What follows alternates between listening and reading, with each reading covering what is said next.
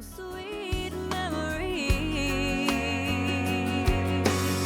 Well, I love those summer days, drifting on by like a slow parade, and everything feels fine in the warm sunshine when your world unwinds and you kick back and you flip-flops and you don't care about the tick-tock, and the world is full of music, dreams, and lovers. There ain't nothing like the summer. Hello, Paintbox friends. I'm glad to have you here with us today. I have a guest this week to help me with this video, and this is my friend Ann. And she's also been a long-term neighbor and a student for quite some time. How many years?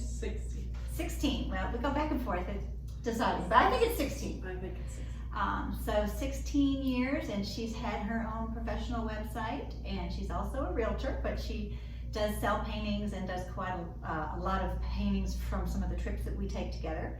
I take a group to France every 3 years or so to the south of France to paint, and Ann has done 3, 4. probably at least four big paintings from Provence. And so Oh. I will insert some of those into the video here. And she's here to help me today to paint a little July summer scene of sliced watermelon. And we're gonna talk about, well, Ann's also a wonderful, I call her a chef, but she says officially she's not a chef, but she's a cook and a caterer. Cook just doesn't sound right. And a caterer, and so we're gonna talk about her watermelon salad recipe. And I'm gonna compare it with my watermelon salad recipe. Mine has some basil, and maybe yours has some cucumber. Mint. Mint. Okay, well, that's just a little bit about our summer watermelon salad. And I just want to make sure that you guys do have your paint laid out according to the directions. You always just put out all your colors, because you never know what you're going to need to mix color, and it's better and easier just to have them out. And that way you won't have to go back digging through your paints to find the color that you need. And I think we're ready to get to step one.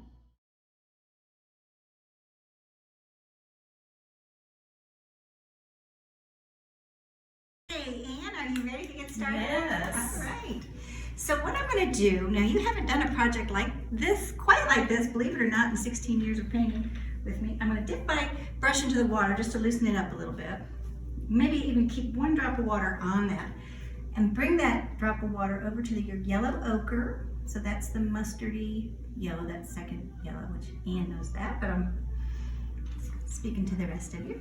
So first thing I like to do is just mark in my parameters and just kind of get some guidelines. So I'm going to mark a halfway point on each side of the canvas. And I'm going to pick up another drop of water so I can thin that yellow ochre down just a little bit with some water so we can draw with it. So the watermelon slice in front starts with angle that starts right there at that halfway point, and it heads up towards that other corner. So that line heads up towards the other corner and then just kind of stops.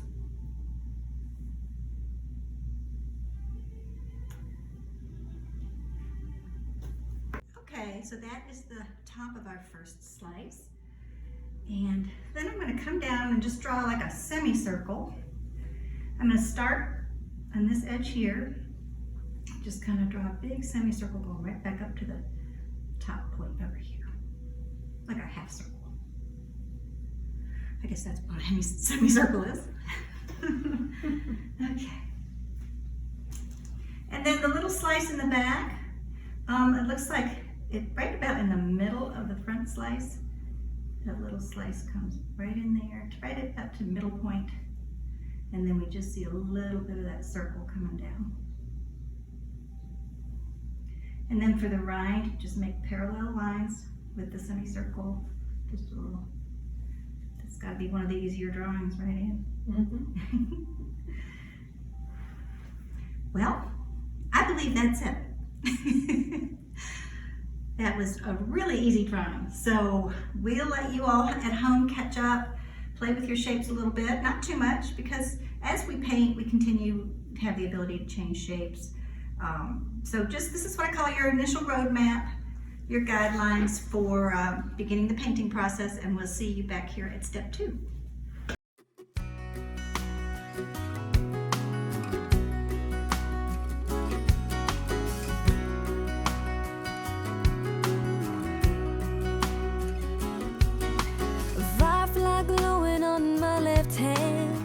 to pretend it was.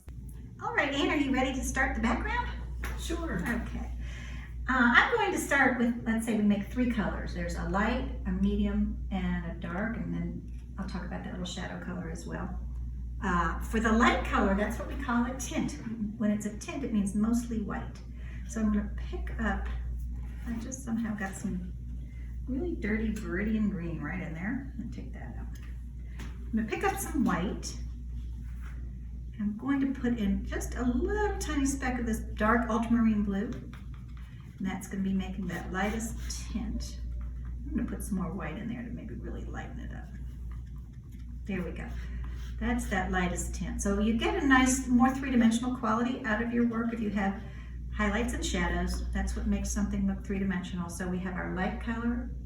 I'm going to go into our medium color, which is maybe not very much white. Then a little more ultramarine blue. Well, I grabbed too much ultramarine blue.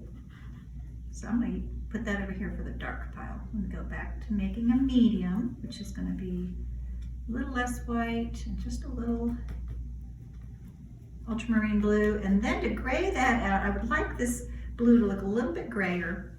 And the trick there is that it's going to make the watermelon look brighter. It's going to make the red look brighter if this blue isn't too bright around it.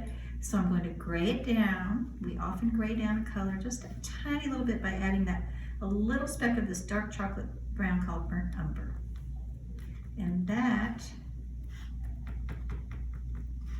gives us a kind of a grayish brown. I got a little dark. I'm going to add a little more white.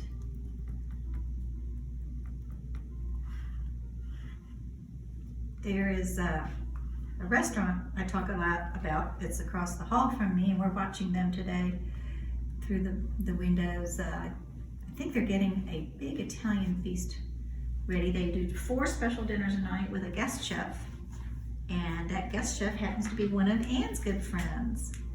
And her name is Gina, and I think Gina and Andrew are putting together an Italian feast over there tonight.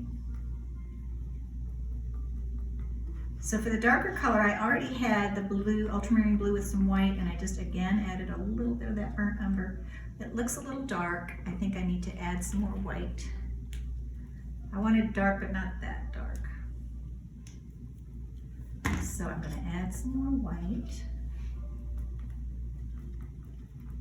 And it also got a little gray. Goodness, I'm going to cut it in half. That pile went too far wrong. Get a little blue back in there, so there we go. Better.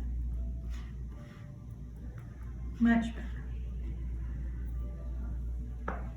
All right, I'm going to pick up the lightest color with the end of my brush, like I'm sweeping with a broom. Just lightly sweep that brush, load up your paint, and then come over here and hold the brush pretty shallow to the canvas.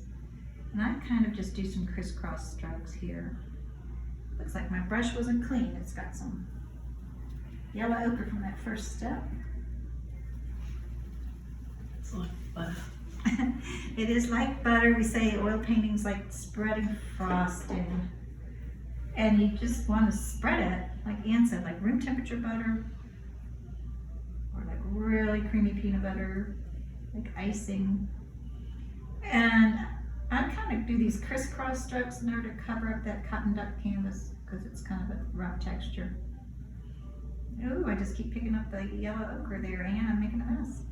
We will come back and fix it at the end. An oopsie. Yeah, oopsie daisy.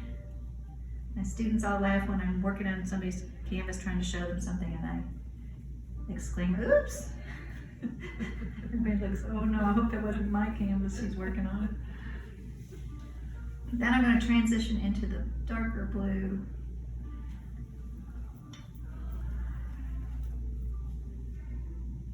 Bring that down the side.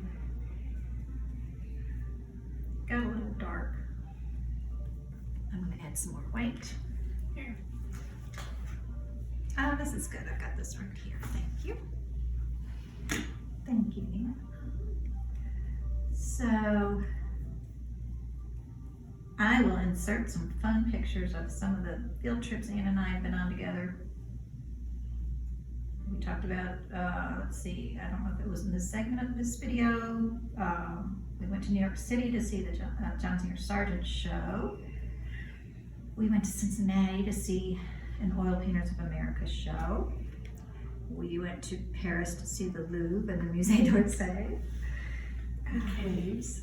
And the caves in the south of France where they have the videos, the large video shows. We went to Aix-en-Provence to see Cézanne's studio. We went to Saint-Remy in Provence to see Van Gogh's Asylum, where he painted many paintings, where he spent his last days. There's another movie starring Willem Dafoe that is called At Eternity's Gate, and it's about Van Gogh, and that is just a really great movie if anybody. It is on Netflix, or you can search it on Amazon or whatever. At Eternity's Gate, about Van Gogh, and it's very moving. So we've had some adventures. In Cassis. We've been to Cassis in the south of France. That's part of the trips that I would take with my students over there every 3 years. We go over there and stay with a friend who has a kind of a big bed and breakfast, very big, like 48, sleeps 48. And so I take about 12 students, and I organize the trip for everybody, and we have a driver with a bus, and we have a chef when we get home at night. Sounds pretty ideal, doesn't it, Anne? Mm-hmm. It is pretty ideal. It is. In fact, David asked me this morning, are you planning the trip for next year? Oh. My problem is, I have taken so many students and they all want to go back. I've taken 45 students or so now, and they all want to go back, and there's no way I can take more than 10 or so. So Right. I don't know if I can offer the trip because I can't turn anybody down. I've got an idea. I could go for like 4 weeks. Have a different group of 10 each week. Now I'm thinking that's what I should do. When I first learned about Provence and the artists who went there to learn to paint in that bright, clear light, as Anne knows because she's gone with me, the light there is so clear and crisp and clean for so many reasons. One, because the temperature has so little humidity, or the air has so little humidity, that the sky is crystal clear blue, and the winds blow in from the Swiss Alps called the Mistral winds, and because that wind is blowing through, that air is so crisp and clear. And we've been there when there have been some mighty Mistral winds blowing through. 60 miles. Yeah, close to 60-mile-an-hour winds, and you really have to hang on to it. We tried to paint one day at the Pont de Gard, the Roman aqueducts, and we were all hanging on to our clothes and our hats and our easels and our canvases, and we finally gave up. I was pretty determined because I'm just kind of that kind of person. But sometimes you have to know when it's time to give up. We don't bring our paints anymore. And we don't take our paints anymore. We go and we shop and eat and drink wine and laugh and tour and take pictures and then come back and paint at home. We found that with only being there a week, there was just not enough time to see everything and stand in one spot and paint for an afternoon or 2 or 3. Okay, so there's the background. I need a little bit more of that kind of grayish color in there. And once you're happy with your background, you can join us back here for the next step. In the meantime, pause if you need to, and we will see you back here at the next step.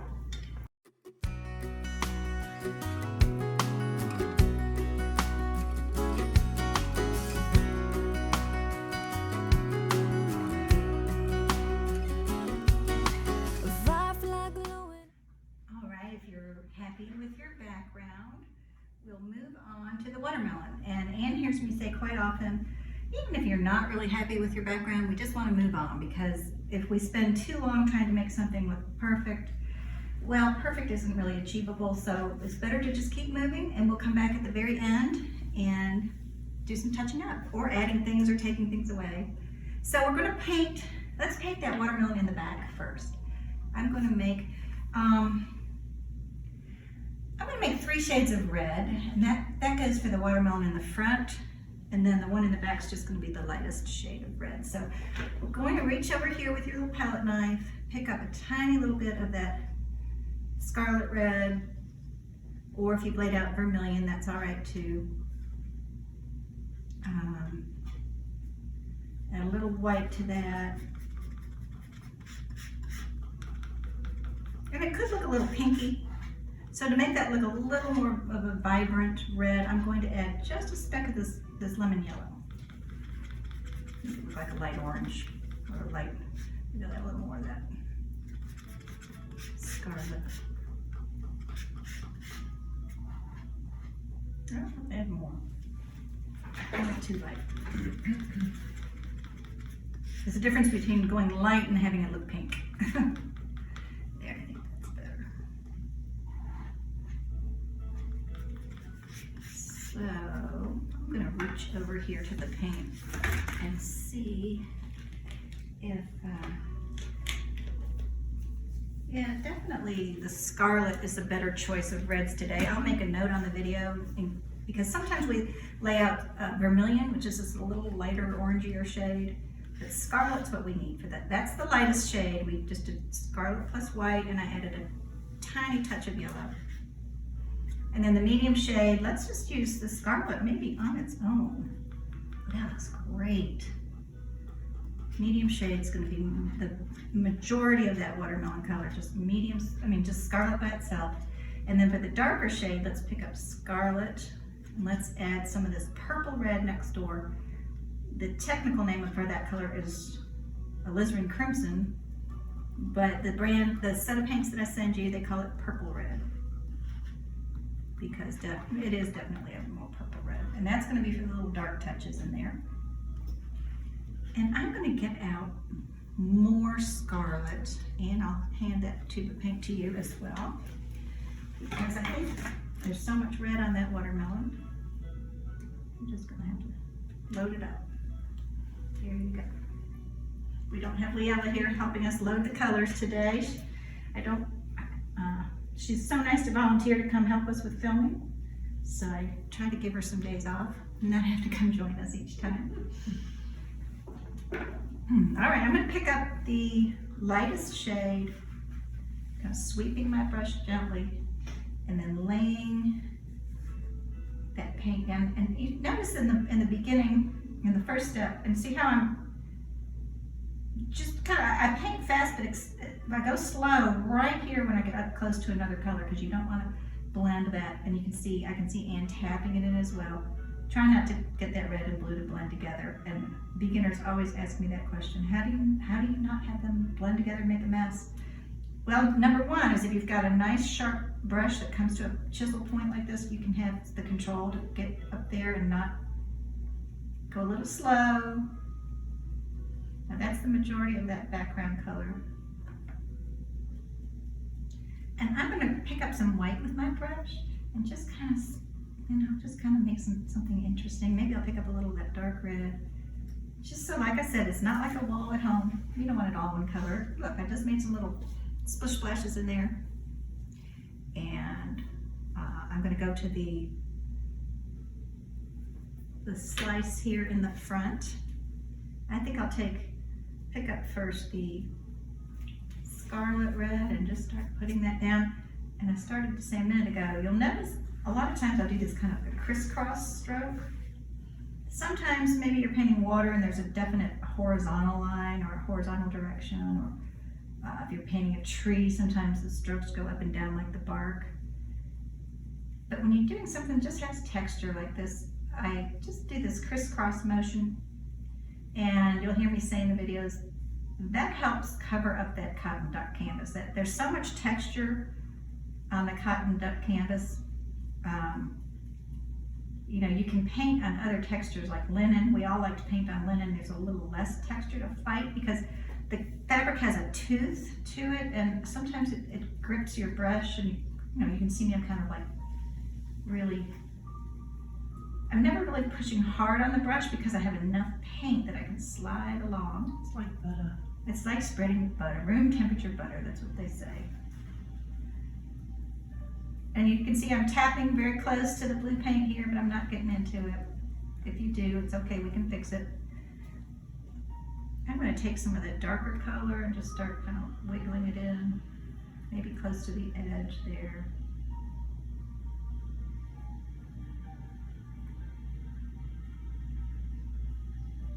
So like I said, Ann and I have traveled to France together 4 times, I believe. 3 times with my art groups and Provence.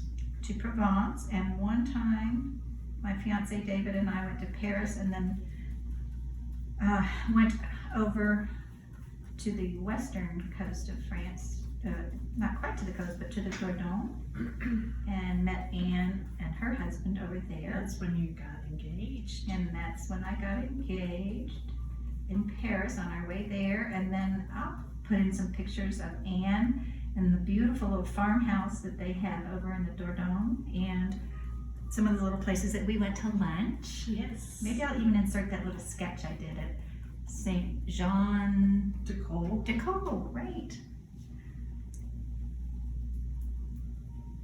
Now I love this now. See, I've got the darker color and the medium red and then that darker color, and it just starting to have like texture.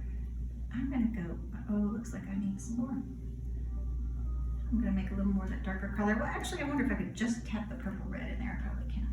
Yeah. Just mix it right into my scarlet. Put a little, I'm just going for variety. So I just put a little in the middle here. And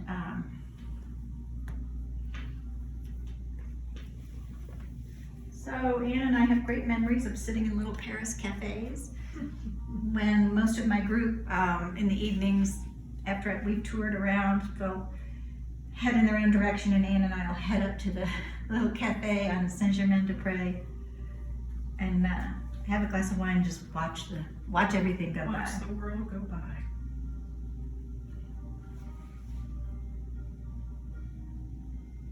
Tell them about the art caves. Oh yeah, there's a art show traveling the United States right now, but it actually, I believe it originated in the south of France in the caves, in the limestone quarries.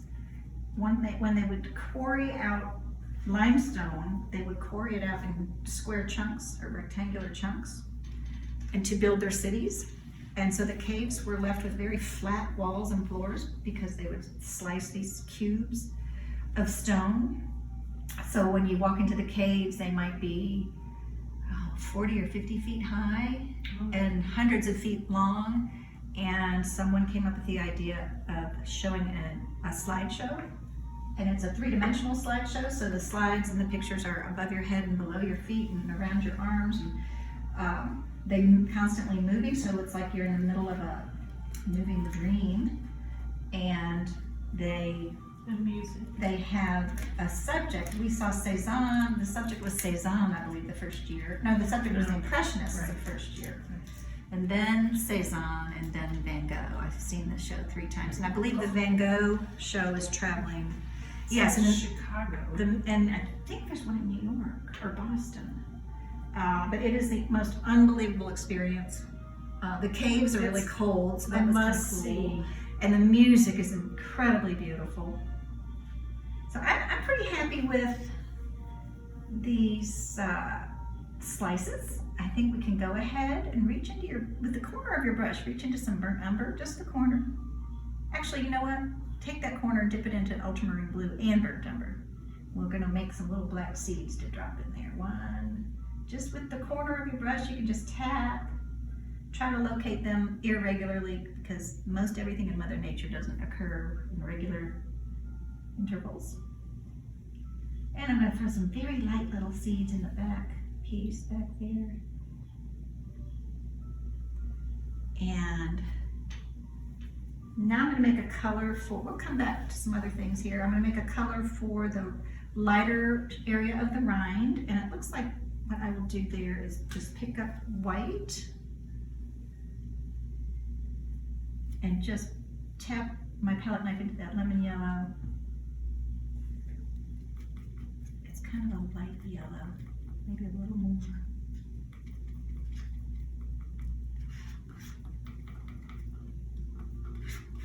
So if you get a chance to see the Illuminated Caves or the Illuminated Van Gogh show, it's definitely worth it. Any of them. Yeah, I don't know which ones are traveling. I know that there's a Van Gogh show, but I don't know. So now I'm gonna pick up the light yellow that we made, and now I'm gonna go more in just a straight line. No more crisscrossing because my brush is just about the width. And I'm trying not to pick up that red right now, so I'm gonna go a little bit slow and careful.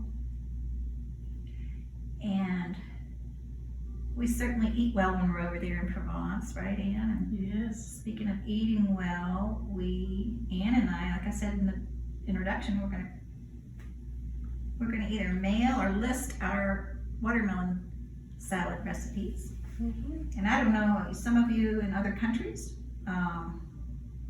I don't know if watermelon is a thing.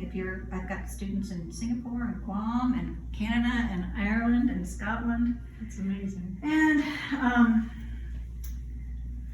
I can't even think of other countries that I've gotten. I don't know, so I don't know if watermelon is something that's available everywhere. I'm sure people can bring it in, right? I don't even know where watermelon, we can grow it right here in Kentucky, actually. So I'm putting in the other little yellow watermelon rind. So Anne's recipe, my recipe calls for either basil or mint. So I'll post the basil recipe and then Anne can post the mint recipe because mint is a special ingredient here in Kentucky that we use in our mint juleps, which are famous at the Churchill Downs racetrack. So one of these lessons we'll paint a derby hat or a derby horse or a jockey, and I'll talk all about Churchill Downs, the famous racetrack here in Louisville. Next thing I'm going to do is I'm going to make the green for the rind, and the green that comes in this Marie's kit is a little too bright, so we're going to actually make a green, just like we learned to in grade school, that blue and yellow make green. So I'm going to take the ultramarine blue and a little bit of this bright yellow, maybe equal amounts, and see if we can't make just a nice dark green. I'll have to have Anne back to paint with me again because we have so many stories. And of all the things we've done and places we've been together, we're just gonna have to tell some more. You can't give away too many stories. Well, we don't have any really shocking stories, but there is the story about wanting to check karaoke off our bucket list, and so we did actually in Florida go to a karaoke restaurant, and we had two other friends with us, and the four of us sat there waiting in line. We couldn't wait to sing Gloria Gaynor or something really loud and fun. But the line was really long, the people in front of us, and they were all singing depressingly sad ballads and things. And we were like, well, this isn't quite what we thought karaoke was going to be. I don't know, maybe some people just need the opportunity to get up and sing a sad song, but we were on vacation and wanted to check something off our bucket list. We didn't want to sit around listening to too many more sad songs. Yes. Now I'm using this chisel end of the brush, so that's why I like my brushes to stay in shape or get a new one, because the prices have come down on brushes. I love these Simply Simmons ones, but I'm now really more drawing than painting. I am going to draw with a straight line those rinds, and that was with the darker color first. So the first green that I made was just yellow and blue, pretty much equal parts. And then I made a lighter green, and that was just more percentage of yellow is in this lighter green. And I'm going to tap this along in that same area. Just kind of have the two shades of green in there.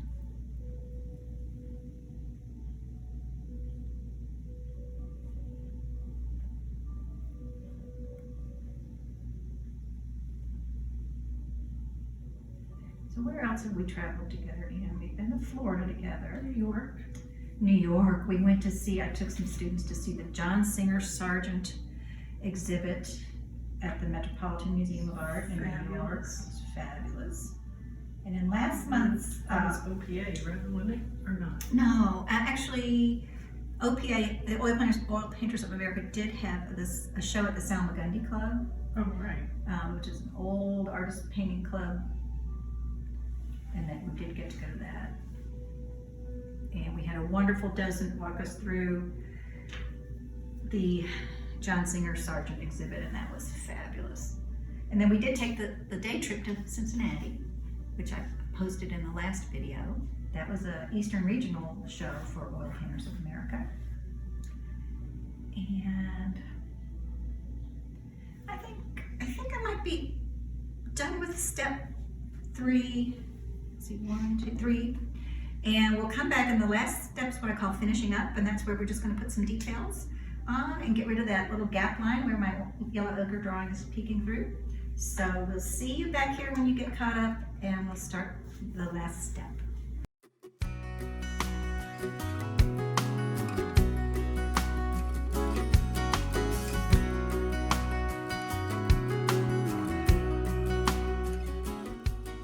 Okay, everybody, and Anne, are you all ready to finish up here? Yes, This ma'am. is a quick little project. Let's see. The first thing I'm going to do is I'm going to get rid of that little yellow line, the drawing line that I left at the top. And I'm going to make it look like the watermelon has a little dimension to it. So it's not paper, it's not as thin as a slice of paper, it's got a little dimension. So I'm going to take my dark purple red and a little bit of that umber, and I'm just going to kind of draw in kind of a little darker edge up there. So it gives it a little three-dimensional look. So when we did that yellow ochre with water at the beginning, that allows that paint to actually dry a little faster. With regular oils, we would use turpentine or mineral spirits, and that's about the only thing that you can thin paint down with, and it does give it a little bit of an ability to let air penetrate the paint and actually dry. Otherwise, all this thick paint, like I said before, is just actually, it cures. It kind of hardens like a varnish. That's the nature of oil paint. So there's that little edge I put on there. And right here, I tried not to have the light yellow rind color touch the watermelon, but now it's time to fill in that little gap. And what I do there is I have almost no paint on my brush. I'm just going to kind of softly sort of blend those two colors, and as I do, I'm going to wiggle my brush a little so it gives it a really kind of nice natural look where those two lines meet, because it wouldn't be a really sharp line in a watermelon. I have a little texture to it. And right here, I think I made a little too much of a wiggle, so I'm smoothing it back out. That's what we love about oils, right, Anne? Mm-hmm.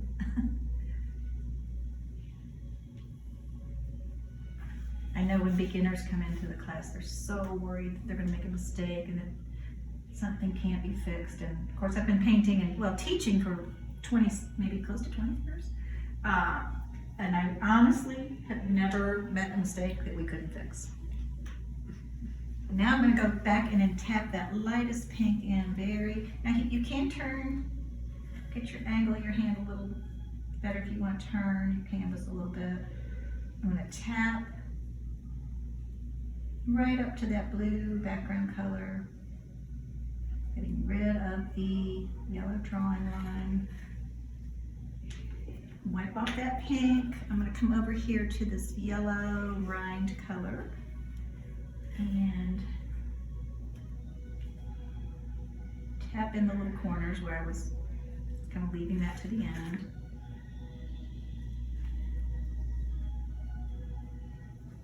I'll try to insert a couple of paintings that I've done that have watermelon in them over the years. And do you have any still lifes that we've done in workshops? Or if you find some, let me know and I'll put them in the video. Okay. I'll also put in Anne's website at the end of this video, and you can see some of her paintings. Some of them, a lot of them might be already marked as sold, but you can see what her style is and some of these beautiful paintings that she did of our trips to the south of France.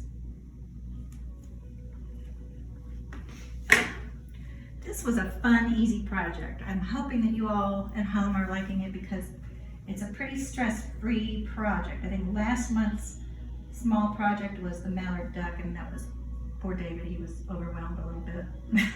It was kind of a little harder. I try to keep them easy, but I also want you all to learn. And if it's not a little bit hard, you're maybe not learning as much. Get out of your comfort zone.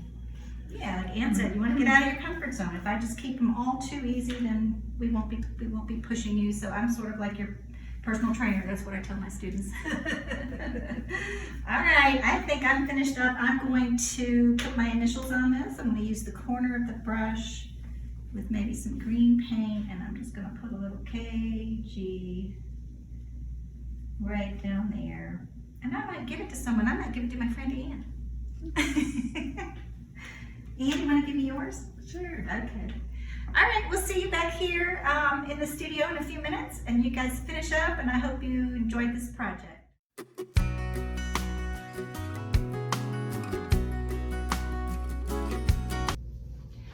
Okay, so we're back in the studio. Well, we never left the studio, but we're back on camera again.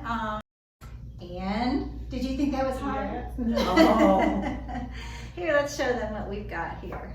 You can paint on your nose. Oh, I have paint on my nose. Okay, well, thank you. Okay, so Ann's painting and mine look a little different because, like I always tell you all, everybody's hand-eye coordination is different. Everybody's drawing skills are different. We all see things differently, but I think Ann did a great job. Hold yours up there again, Ann. And we'd love for you all to send pictures to the Facebook group page. The address is in your box. Then we can all start to get to know each other like we do here in the studio, get to know you all and make some comments, and there won't be any critiquing going on unless you specifically ask for it. But most of all, we just like to say, well, job well done to everybody. And we'll look forward to hearing also what you all think about the recipes that we put on there. And then we're definitely going to have Ann back in the studio again because she and I have a lot more stories to tell you all. Yes. All right, we'll see you next month. Take care. Bye.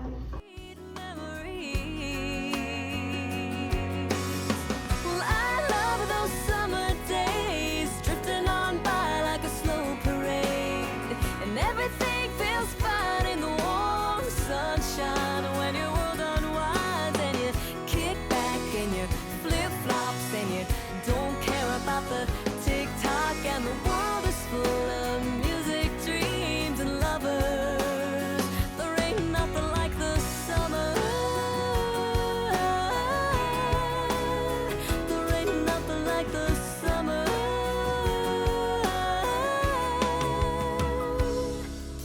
A blue-eyed boy with the baseball tan on the Ferris wheel, he takes my hand. Long, slow dance underneath the moon, praying so hard that the night won't end too soon. He whispers, I love you, and I melt into his arms.